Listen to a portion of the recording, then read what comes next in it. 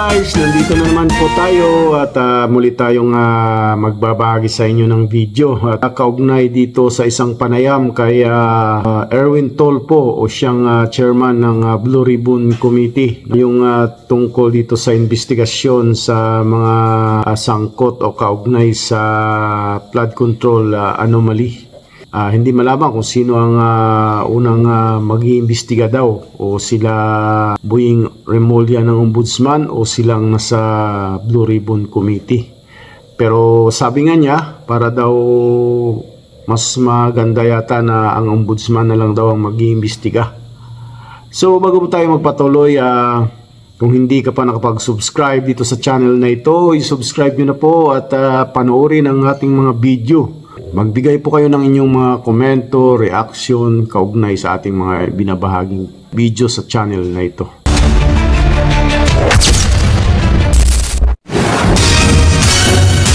Itong si Senator Erwin Tolpo ay parang nabanggit din ang pangalan nito rito sa ano na ito sa mga nabigyan ng maleta.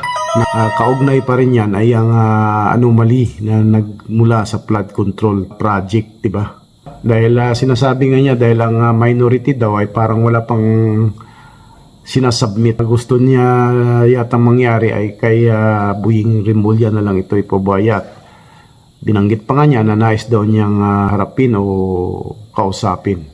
So panoorin natin itong video. Ilalabas daw niya sa susunod na Blue Ribbon, kailangan muna naming maitatag yung Blue Ribbon, yung mga members po, lahat. Di pa kami kompleto, kaya hindi ko pa makapag-decide. Inaantay po namin yung minority na magsumiti sila. Dahil nagpahiwatig naman na magbibigay po sila next week ng membership. Antay pala niya ay ang membership ng minority na siyang para mabuo yung Blue Ribbon Committee. Para mapag-usapan na ito, kailangan po i-convene, pag-usapan kasama po yung minority. Ano bang gagawin natin? Anong direksyon natin? Ito sinasabi ni Senator Ping. Ano ba ito? I-hear pa natin? Kasi may pronouncement na po yung kay Senator Ping. Final niya na po sa Ombudsman. Tapos number 2, may pronouncement na po si Ombudsman Remulla na sinasabi niya dapat hindi na nag-iimbestiga ang Blue Ribbon kasi baka sasalungat na sa investigasyon nila.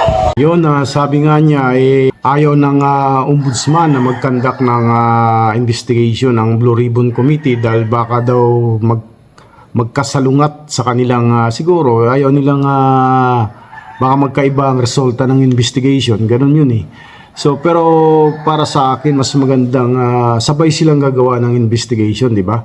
Para magkaroon sila ng comparison. So pero kailangan pa namin, nag-usap kami ni Senator Wing, kakausapin namin si Ombudsman Remulla para pag-usapan ito. Ano ba talaga, kayo nang bahala? Kayo nang bahala dyan. Kung may mga itong lahat ng mga kaso, lahat ng hawak right, bibigyan na namin sa inyo. Ngayon, nung sabi ko, kung may mga bagong opisyal na naman, bagong mga personality, then that's the time na papasok tayo.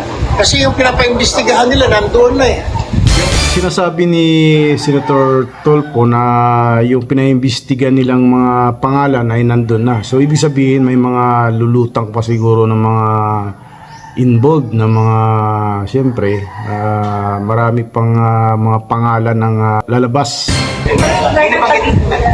Bakit yan hinaharap? Nanghaharap po ng investigation. Is it the minority by not submitting the members? Yun yung pananaw ko kasi parang wala pa silang binibigay ng names. Kaya nga po, ang promise naman yata kay SP na sasabit na po sila ng mga pangalan ng mga members nila. So if they don't submit, hindi ko kami makapag-umpisa. Okay. Saka last na lang. Kahapon may committee designation si Senator Marcoleta and Chief Boy. Supposedly to give their staff committee work. Pero si Senator Bato, wala po siya.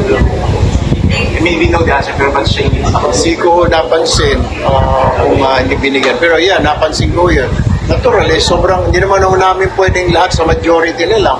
Kaya bigyan ko namin yung mga minority ng committee members ng chairmanship. Kasama po dun sa lilinawin niyo sa Ombudsman kung sila nang bahala dun sa tabi na issues na sinasabi. Finalist ang opinion. Pero kakasabi ko sa Senting, ano ba talaga, gusto mo mag-hear pa ba tayo rito? Kasi tatagal lang, mas mabilis na yun, di ba? Sa Ombudsman, na kami dito, mag-iimbestiga pa, tsaka yung findings namin, sasabit natin sa ombudsman. Parang sabihin mo, imbis na straight yung ginawa mo, lumakad ka, kumanan ka muna, tapos kumaliwa, ihahaba lang. Kaya nga gusto ko linawin, kasama ko si Sen. Will, next week, para pag-usapan namin ng ombudsman. Kasi alam ko, marami na tayong imbestigahan ng mga anomalya. Pero dito sa flood control, sinabi na po ni ombudsman na Boying, sila na po bahala, dapat hindi na po nakikialam ang Blue Ribbon. Which may punto naman po siya.